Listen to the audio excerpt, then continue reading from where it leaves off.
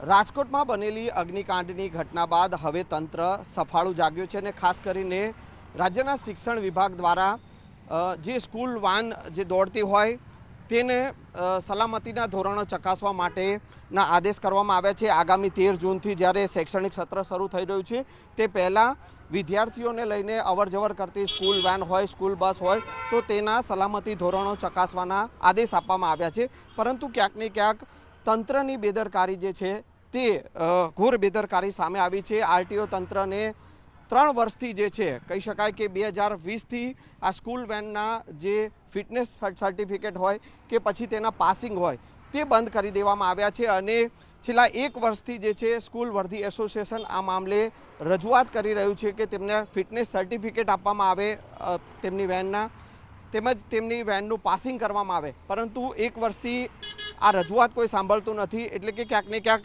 જ્યારે આવી ઘટના બને છે આગ અકસ્માતની અને ત્યારબાદ જ તંત્ર જે છે તે સફાળું જાગતું હોય છે।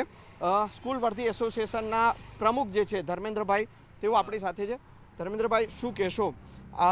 1 વર્ષથી રજૂઆત કરી રહ્યા છો, 2020થી પાસિંગ બંધ છે, વેનના ફિટનેસ સર્ટિફિકેટ આપવામાં આવતા નથી। છેલ્લા 2 વર્ષથી પાસિંગના કોઈ પણ ડોક્યુમેન્ટ અમને આરટીઓ તરફથી આપવામાં આવતા નથી। વારંવાર રજૂઆત કરવા છતાં કોઈ પણ આ ધ્યાનમાં લેતા નથી। જ્યારે રાજકોટની ઘટના બની ત્યારે આ બધું અમારા પર હવે છેલ્લે દોષનો ટોપલો અમારા પર મૂકી દીધો છે કે વાહનોનું ચેકિંગ કરો ને એ લોકોનું કેવી રીતની કે સિટિંગ કેપેસિટી છે ને બધું ચેક કરો।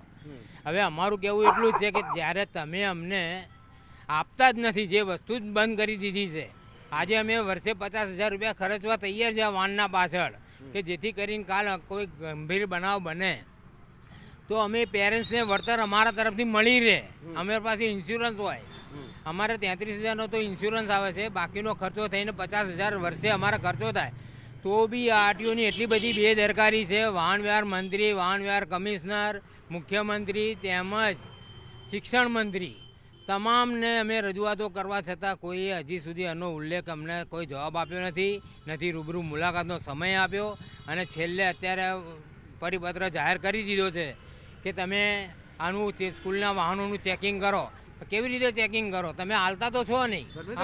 ફિટનેસ સર્ટિફિકેટ કેટલું જરૂરી છે? કેમ કે જ્યારે ફિટનેસ સર્ટિફિકેટ તમે રજૂઆત કરો છો તેમ છતાં 1 વર્ષથી મળતું નથી। કોરોનાના સમયમાં 2 વર્ષ બંધ રહ્યું એ બરાબર છે, પણ છેલ્લા 1 વર્ષથી એ ફિટનેસ સર્ટિફિકેટ મળતું નથી। ફિટનેસ સર્ટિનો મતલબ એ છે કે જે બી અંદર બેઠેલા હોય એને ઇન્સ્યોરન્સમાં વળતર મળી રહે।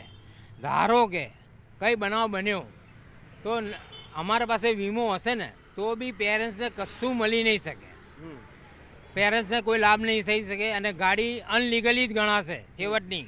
અને આવી ગાડીઓ આખા ગુજરાતમાં 80,000 ગાડીઓ ફરે છે। આનો ટોટલ જવાબદાર હું તો મુખ્યમંત્રીને બી ગણાવું છું કે હું રજૂઆતો કરીને થાકી ગયો છું। 1 વર્ષથી મેં ઓછામાં ઓછા દર મહિને લેટરો લખેલા છે આ બધાને, પણ કોઈ એનો જવાબ આપતું નથી અને બિલકુલ બેદરકાર છે। જ્યારે આવી ઘટનાઓ બને છે ત્યારે દોડે છે, પણ એનો કોઈ મતલબ નથી હોતો। અચ્છા, હવે આ રાજકોટની ઘટના બની છે અને હવે સલામતી ધોરણ જે વિદ્યાર્થીઓને લાવવા લઈ જવા માટે જે સ્કૂલ વેન હોય, સ્કૂલ બસ હોય તો એના સલામતી ધોરણો ચકાસવાની પરિપત્ર કરવામાં આવે। હવે શું અપીલ ખાસ તમારી? અમારી તો એટલી જ અપીલ છે કે વહેલામાં વહેલી તકે, હજી સ્કૂલોને 15 દાડા બાકી છે ખુલવાના, તો આરટીઓએ કેમ્પ કરવા જોઈએ દર રવિવારે, જેથી કરીને બધી ગાડીઓ પાસિંગ થઈ જાય, કાયદેસરની ગાડીઓ થઈ જાય। આરટીઓ બી આમાં દોડવું જ પડશે। જો તમે બાળકોની સલામતી ઈચ્છતા હોય, અમે તો તૈયાર છીએ, તમારે તૈયારી બતાવવાની છે તો તમારે આ તૈયારી કરવી પડશે। બિલકુલ, તો જ્યારે પણ આ અગ્નિકાંડની ઘટના હોય કે આગ અકસ્માતની જે ઘટના બનતી હોય ત્યારબાદ જ તંત્ર સફાળું જાગતું હોય છે અને આ કિસ્સામાં પણ ક્યાંક ને ક્યાંક અત્યારે એ જ જોવા મળી રહ્યું છે। છેલ્લા 1 વર્ષથી કહી શકાય કે સ્કૂલ વેન જે છે તે ફિટનેસ સર્ટિફિકેટ વગર દોડી રહી છે, એટલે કે ગેરકાયદેસર દોડી રહી છે। તો ક્યાંક ને ક્યાંક જે છે તંત્ર જે છે એ હવે આ ફિટનેસ સર્ટિફિકેટ આપે અને તેઓની ગાડીઓ પાસિંગ કરે તે પ્રકારની રજૂઆત જે છે તે ક્યાંક ને ક્યાંક સ્કૂલ વર્ધી એસોસિએશન કરી રહ્યું છે। કેમેરામેન પંકજ મકવાણા સાથે સંજય ટાંક, ન્યૂઝ 18 ગુજરાતી, અમદાવાદ।